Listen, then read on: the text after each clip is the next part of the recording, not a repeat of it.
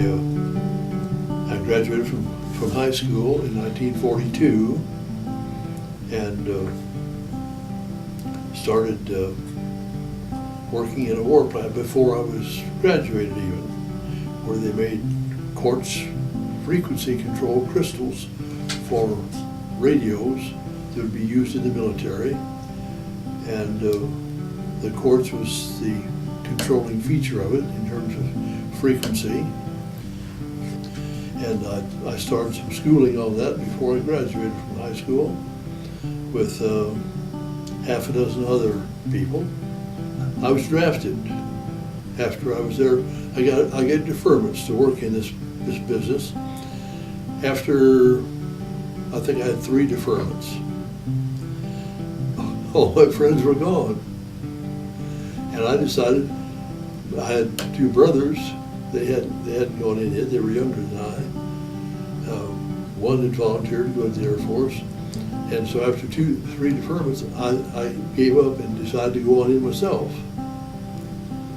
Our father had been a World War I veteran, and I didn't want to really be exclusive and stay out and be a draft dodger, so I went in. Although I recognized the importance of what I was doing in helping people learn and develop and make these crystal devices. I was drafted and went to Fort Leavenworth. We got up there at night and had about 2 hours of sleep, and at 2 o'clock in the morning we were awakened and taken in to take a test to see if we could detect the difference in dots and dashes in Morse code. And we were all tired, and the room was warm, and they had a regular recording to put all that out, and we all took the test. And then later we were told whether or not we were qualified for it, and we could have a choice of going to radio work or some other. And I didn't pass the code test. I was too sleepy and couldn't tell the difference between a dot and a da, and confusing. So I didn't pass that. And they told me I had a choice of becoming an airplane mechanic on engines, or learn to repair the bodies, or learn to do the engine overhaul. And what I knew the least about was the engine overhaul. I thought, well, that'll be a good technical skill to get. If they need people like that, great, and I'll have a job training when I get out. So I took that. Or they were hard pressed for people who could type, but they had a lot of stuff to be typed. So I was then a typist, clerk typist. But time came to go to training, and I thought I was going to learn to be a mechanic. But they sent me to gunnery school down in Harlingen, Texas. And got introduced to B-29s inside where the gunners sat, and what the gun sights looked like, and about the 50 caliber machine guns and the turrets and how they rotated and how you controlled them and how you set them and all that, and began to work on that. The first flight on that line was a significant one. I don't know why they figured that you needed to go up once in this kind of a simple situation. You go up in an airplane, a biplane, an airplane with 2 people in it, the pilot, the gunner. And in the back end they had a turret set up to turn, and had a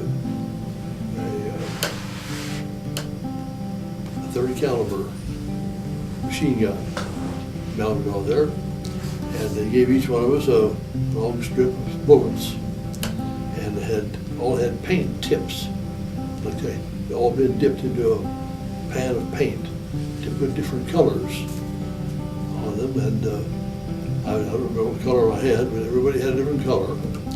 And we went up to fly, and our instructions were that when the other plane comes by and is pulling this big white sheet behind it, you're to point your guns at the sheet and fire at it. color paint we get on the sheet, they can tell who hit it. That seemed like a simple screening process, but some guys could never catch on how to point their gun at a white sheet. And many of them missed it. One guy even shot at the plane that was towing it. And that guy dived right away to get out of that guy's sights. But I was accepted to be a gunner then, since I could hit the target with my bullets. Some of the people, Hayes and Russell, I'm told the surrounding 50 miles that the women went into the Walker Field to dance with the GIs and help them be happy while they were away from home. And some of the guys ended up marrying some of those girls, and some didn't. They made contacts and had weekend trips off to visit them in their various towns, and that made for a happy social life. The rest of us played basketball and checkers and that kind of stuff. I played a little ping pong. I was introduced to ping pong, and that was a good game because if you got good, you could stay in and play it. The winner stays in after the best 2 out of 3. The winner stays in, and I got so that I could stay in quite a long time.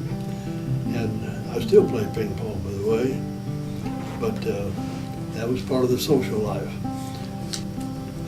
Well, anyway, I was at Walker Field for a couple of years, and the war was winding down with Japan, and they began to ship the guys on the base out to ports of embarkation along the East Coast to go to Europe in the Army of Occupation. They figured the guys who hadn't been in active service deserved a chance to extend their service to the country and let those guys come back home and begin to reorganize.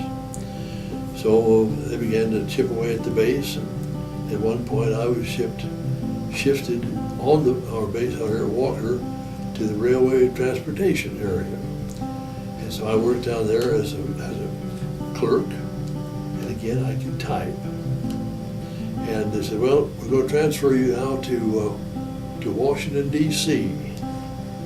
So they assigned me to work in, well, I guess it was the Pentagon, I'm not sure now, in an office though, typing again, discharge papers. And that's what I did until I was discharged. And they said, we have more people here right now than we can accommodate. Why don't you find a junior college and finish up your undergraduate, your 2-year part, and see how we are then. He said there's a school down on Park Avenue that's been asking us to send GIs down to them. They're trying to get a priority of some kind to get a permit to buy some lumber, which they had to have special permission to do. They want to build an alumni house or something, and they've got to have some GIs going to school there in order to get that permit. So I said, well, okay, I guess I'll go down and see them. And so he gave me the address, and I went down, and it was a girls' school. And I didn't know it was a girls' school at the time, Finch College. And I went in, and the dean came out, a very masculine-looking dean in a long tweed suit, not pants, but a long skirt. And I had never encountered a female dean before, but she was the dean of the school. And I told her I was interested in coming to school to finish up a 2-year degree. And she said, well, do you have your transcripts with you? No, I don't have any transcripts at all. Never asked for them. Well, you don't? Well, I guess we could probably send for them. And she thought for a minute, here, take this sheet of paper and go in the other room and write some information about your family, your parents, your brothers and sisters, some things that you've done at home, places you've gone, things you do.